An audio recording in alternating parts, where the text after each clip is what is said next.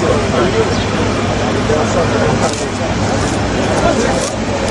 got it. Go ahead, brother, read that. Daniel 12, verse 1. And at that time shall Michael stand up, the great prince, which standeth for the children of thy people. Now I'm going to ask y'all a question. Who's Michael? Who's Michael? He's an archangel. Does it go deeper than that? Is Michael another person besides being Michael? You know what they teach out there? That Michael is supposed to be the Lord. That's not true. Because you know how you break that down? If you go to Daniel, the 10th chapter, it tells you, matter of fact, go to it, man. All right. Go right to the point. You know where it is? Let me see. Start from. It's also in the beginning. Just start from the top. Okay, cut. It's around the second, third, fourth verse. Okay, cut. Daniel 10 and 1.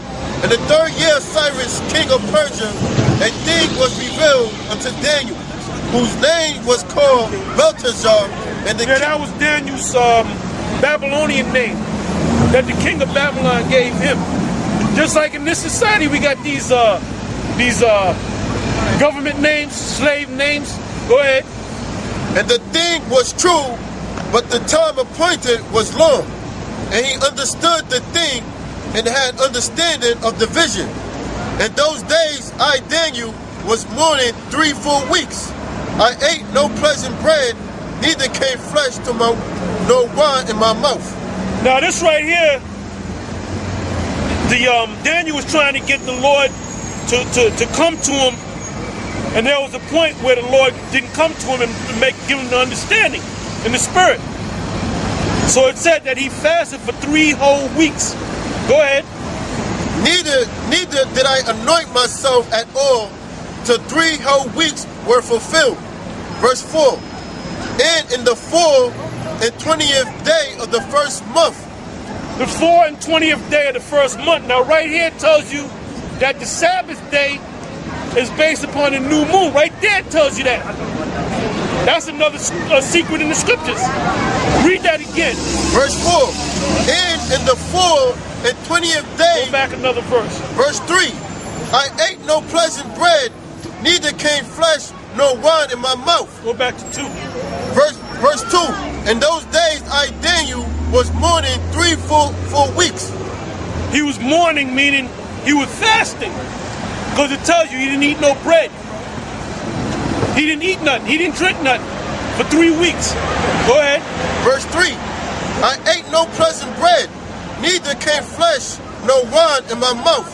Neither did I anoint myself at all till the 3 whole weeks were fulfilled. Verse 4.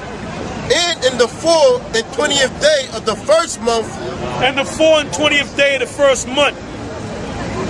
That was what? 24 days inside of the month. Did not he just mention weeks? So how come these guys can't see? They teaching that the Sabbath comes on Friday sundown and Saturday sundown.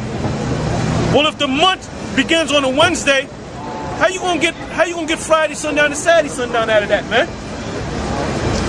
Because these clowns like Nathan, and they don't understand the scriptures, man. Now, when I came up here, you were talking about the name and all that, and right away I thought about Nate, that damn demon. Now, we was at the studio, we wasn't even thinking of Nate, man, and all we did was cut the hell out of Nate, man. Because the Most High God put the spirit on us to come against that guy. Did y'all see that new video that he put up a couple of days ago? He calling himself trying to break down Daniel, the 2nd chapter.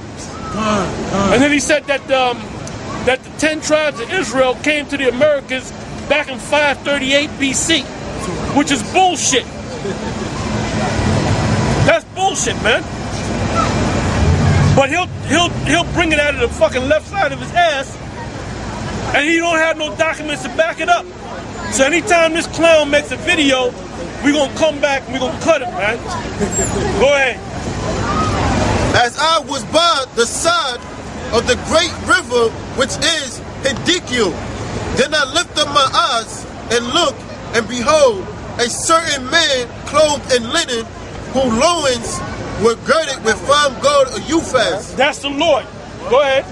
His body also was like the beryl, and his face as the appearance of lightning, Go ahead. and his eyes as a lamp of fire, and his arms and his feet like unto color to polished brass, and the voice of his words like the voice of a multitude.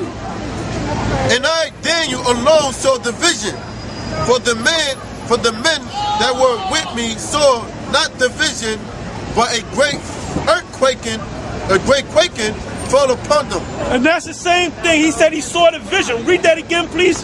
Right. Verse 7.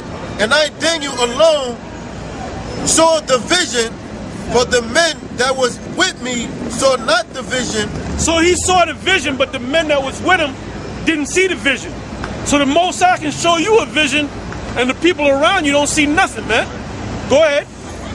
But a great quaking fell upon them. But a great quaking fell upon them. Go ahead. So that they fled to hide themselves. Because the Lord wanted to make it where he was the only one that was going to see that vision. Go ahead. Therefore I was left alone and saw this great vision, and there remained no strength in me, for my comeliness was turned in me into corruption, and I retained no strength.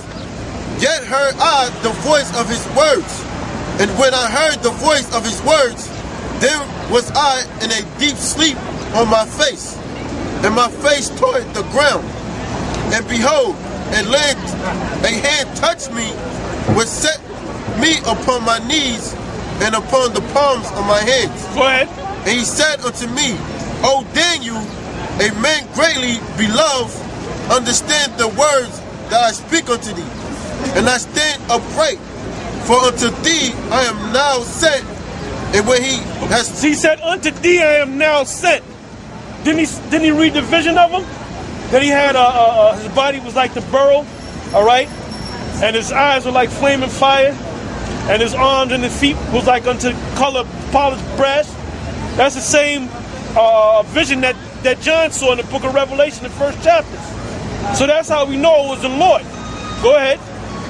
And when he had spoken this word unto me, I stood trembling. This said he unto me, Fear not, Daniel, for from the first day that thou didst set thine heart to understand and to chasten thyself before the Most High, thy word was heard, and I am come. So when he did that 3-week fast, he broke the fast. So 3 days later, after he broke the fast, that's when the Lord came and said, look, when you did the fast the first day, I already heard you. Go ahead. Thy words were heard, and I am come for thy words. But the prince of the kingdom of Persia withstood me. Who was the prince of the kingdom of Persia? Go back to the first verse. Verse 1. In the 3rd year of Cyrus, king of Persia. That was the prince of the kingdom of Persia, Cyrus. All right? Go back to where you left off. Verse 13. But the prince of the kingdom of Persia. Now we know that that's Cyrus. Go ahead. Withstood me 21 days. 21 days. 3 weeks. Because the Lord was trying to work on his mind to make him do what he wanted him to do. But this king had a strong mind. Not like the average person that you see out here. They got a weak mind, man. So the Lord himself was trying to change this man's mind. But like I said, the man had a strong mind. Go ahead. But lo, Michael, one of the chief princes. So this is the Lord speaking, and he's talking about Michael. So you have certain groups like the Jehovah's Witness, they say Michael is Yahawashi, is the Lord. Well, this right here cuts that. Go ahead. But lo, Michael, one of the chief princes, came to help me, and I remained there with the king of Persia. Now am I come to take thee, understand what shall befall thy people in the latter days. Now go back to Daniel 12. Daniel 12, verse 1. At that time shall Michael stand up, the great prince which standeth for the children of thy people. So the Lord said in the 10th chapter, he is one of the great princes. So that right there cuts that lie about Michael the Archangel is also so-called the Lord. Go ahead. And there should be a time of trouble such as never was since there were a nation, even to that same time. And that time didn't take place, that time of trouble. Give me Jeremiah 30:7.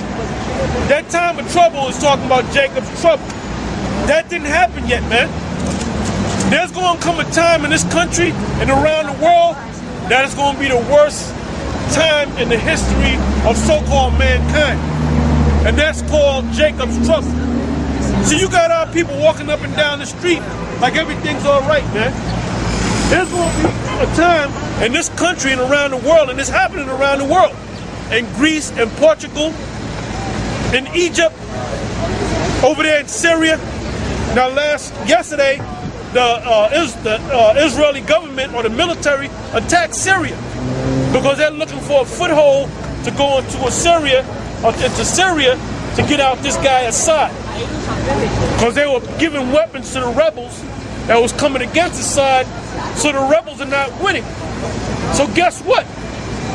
They actually going in there and attacking them themselves. Because even Barack Obama said that there's been a red line drawn. That means if it gets worse, we're going to send U.S. troops up in there. They're going to wind up sending U.S. troops up in there anyway, man. And there's no way that they can stop it, because the Most High is making these prophecies come to pass. Now they put up the One World Trade Center, the building that replaced the two towers. The two towers represent what? The two fractions of the Illuminati. The old fraction and the new faction, right? So they brought them buildings down, so now they got one building. Anybody know how tall that building is?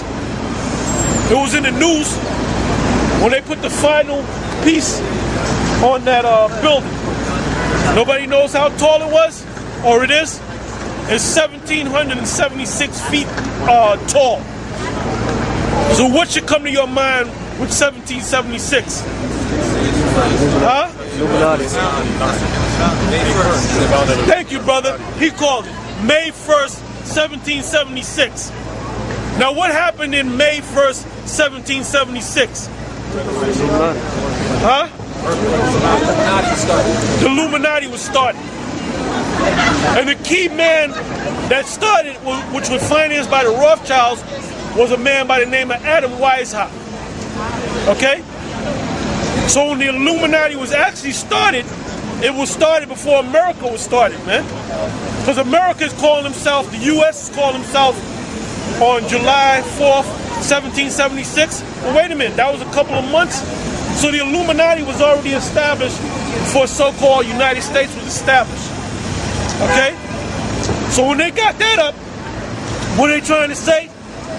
Now they want to take over the whole world. Now they want to bring a new world order.